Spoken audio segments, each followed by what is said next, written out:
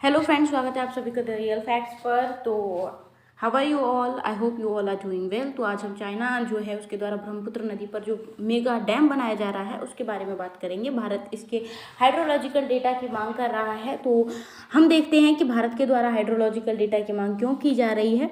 तो देखिए, ब्रह्मपुत्र के बारे में जानते हैं। सबसे पहले ब्रह्मपुत्र नदी जो है वो तिब्बत से निकलती है। तिब्बत जो स्वायत्त हुआ करता था 1959 के बाद, चाइना का इस पर अधिकार हो गया, तो तिब्बत से निकलती है, जहाँ पर इसको यारलुंग त्सांगपो कहा जाता है। और भारत में जब यह अरुणाचल प्रदेश के नामचा बरवा से प्रवेश करती है, यू शेप में एकदम टर्न लेती है, तो वहाँ पर इसको ब्रह्मपुत्र नाम पड़ जाता है। उसके बाद ये बांग्लादेश में होकर गुजरती है और फिर लास्ट में बंगाल की खाड़ी में अपना पानी गिरा देती है, जहाँ पर बांग्लादेश में इसको जमुना कहते हैं। तो ये 3 देशों से होकर गुजरती है। तिब्बत जो कि चाइना के अधिकार में है, भारत और फिर बांग्लादेश। अब हम देखते हैं कि चाइना का जो यारलुंग त्सांगपो जो मेगा हाइड्रो प्रोजेक्ट है उसके बारे में जानते हैं कि एटलीस्ट इसकी क्षमता कितनी है। तो देखिए, इसकी क्षमता है 60,000 मेगावाट, और अगर यह पूरा हो जाता है तो ये दुनिया का सबसे बड़ा हाइड्रो प्रोजेक्ट बनने जा रहा है। और ये कहाँ पर बन रहा है? तो तिब्बत में जो मेदोंग जिला है वहाँ पर ये बन रहा है। इसका जो निर्माण का कार्य है वो जुलाई 2025 से ही देखिए शुरू हो चुका है, और इसका उद्देश्य बताया जा रहा है स्वच्छ ऊर्जा उत्पादन और तिब्बत का विकास। ये चाइना के द्वारा बताया जा रहा है जी, लेकिन ये हम सब जानते हैं कि इंडिया पर जियो पॉलिटिकल प्रेशर बनाने के लिए इसको बिल्ड किया जा रहा है। तो देखिए, भारत ने हाइड्रोलॉजिकल डेटा की जो मांग है वो वहाँ पर उठा दी है। इसके हाइड्रोलॉजिकल डेटा की बात भारत कर रहा है। भारत के द्वारा कहा जा रहा है कि समय पर और रियल टाइम डेटा की शेयरिंग भारत के साथ की जानी चाहिए। तो इसकी मांग क्यों की जा रही है? देखिए, बाढ़ का पूर्वानुमान लगाने के लिए कि बाढ़ आ रही है या नहीं आ रही है, इसका हमें पहले पता चल जाएगा अगर रियल टाइम डेटा हमारे पास होगा। पूर्वोत्तर राज्यों की जो सुरक्षा है उस पर भी अगर हमें अमल देना है, उसके लिए भी ये ज़रूरी है। और ये बात कहाँ पर उठाई गई भारत के द्वारा? तो इंडिया और चाइना के बीच में जो एक्सपर्ट लेवल मैकेनिज्म ELM होती है उसके तहत जो मीटिंग होती है उसके वहाँ पर भारत के द्वारा इसकी बात उठाई गई थी। अब जो भारत ने जो डेटा मांगा है वो डेटा ज़रूरी क्यों है? आखिर भारत नहीं मांगेगा तो क्या फ़र्क पड़ जाएगा? तो देखिए, अगर समय पर डेटा मिल जाता है ना, तो इससे लाखों लोगों की सुरक्षा हो सकती है। Flood warning, accurate forecast, lives and livelihood safety, इन सभी के लिए डेटा ज़रूरी होता है। अब इस डैम अगर ये जो डैम चाइना बना रहा है, इसके हमारे पास इम्पैक्ट क्या पड़ेंगे जो हम इतना इस पर ध्यान दे रहे हैं? तो देखिए, जल प्रवाह पर असर पड़ता है। कोई भी डैम बनता है तो अगर अभी तो नदी है, जितना पानी आ रहा है वो आ रहा है, लेकिन अगर इसके ऊपर डैम बन जाता है तो उसके पानी को जो डैम होल्ड करता है, तो अगर चाइना ने वो पानी होल्ड करके रख लिया और चाइना ने समय पर भारत को पानी नहीं दिया, तो भारत में सूखे की स्थिति यहाँ पर उत्पन्न हो सकती है, जिससे यहाँ पर कृषि है, पर्यावरण है, लोगों की आजीविका, इन सब पर बुरा असर पड़ेगा। और अगला सबसे बड़ा इम्पैक्ट है फ्लैश फ्लड का खतरा है। तो यहाँ पर क्या होगा कि जो अचानक से आने वाली बाढ़ है ना, यानी कि पता ही नहीं कहाँ से आउट ऑफ नोवेयर यहाँ पर बाढ़ आ जाती है अचानक से, लोगों को कोई भी जानकारी नहीं होती, ना वो अपनी सेफ्टी के लिए कुछ कर पाते हैं, ना ही सरकार कोई प्रिपरेशन कर पाती है।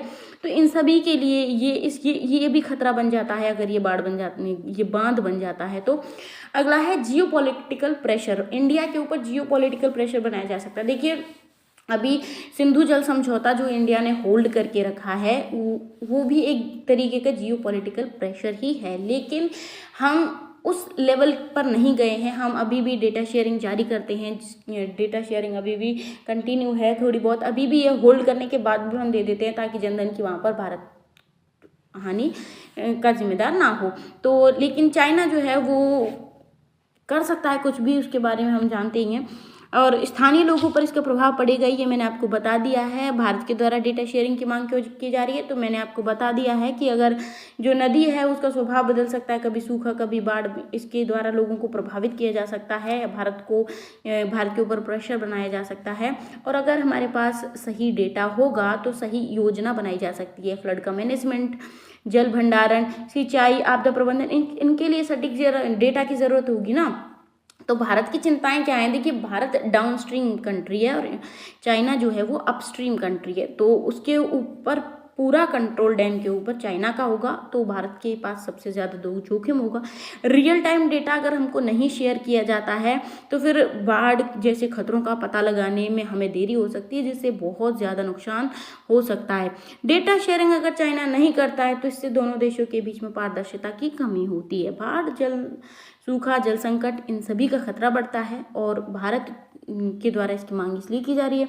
तो ऊपरी बांध पर नियंत्रण चाइना क्या होगा, तो वो पानी को कभी भी रोक सकता है, कभी भी अचानक से पानी को बहा सकता है।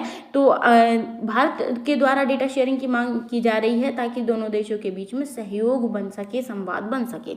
लेकिन चाइना क्या मतलब क्या किस बात का हवाला दे रहा है कि डेटा शेयरिंग नहीं करना चाहिए। तो उनके द्वारा कहा जा रहा है कि भाई हमारी डेटा संप्रभुता का मामला है, डेटा सोवरेनिटी का मामला, तो हम डेटा शेयर नहीं करेंगे।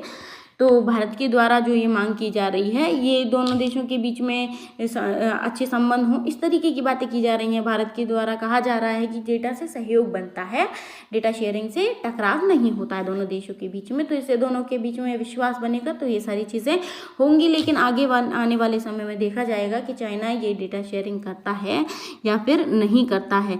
तो जो भारत के बीच में ये ELM जो एक्सपर्ट लेवल मीटिंग हुई थी, इसके बारे में अगर हम देखें तो ये 2002 में भारत और चाइना ने डेटा शेयरिंग पर प्रारंभिक चर्चा शुरू की थी, जिसके बाद एक्सपर्ट लेवल मैकेनिज्म की स्थापना हुई। फिर 2008 में जल विज्ञान डेटा शेयरिंग की नियमित रूप से प्रक्रिया शुरू हो जाती है और 2013, 2000 और से लेकर अब तक यहाँ पर नियमित बैठकें होती है और इस तरीके की बातें की जाती हैं। तो देखिए इसमें कौन कौन सी नदियाँ शामिल हैं।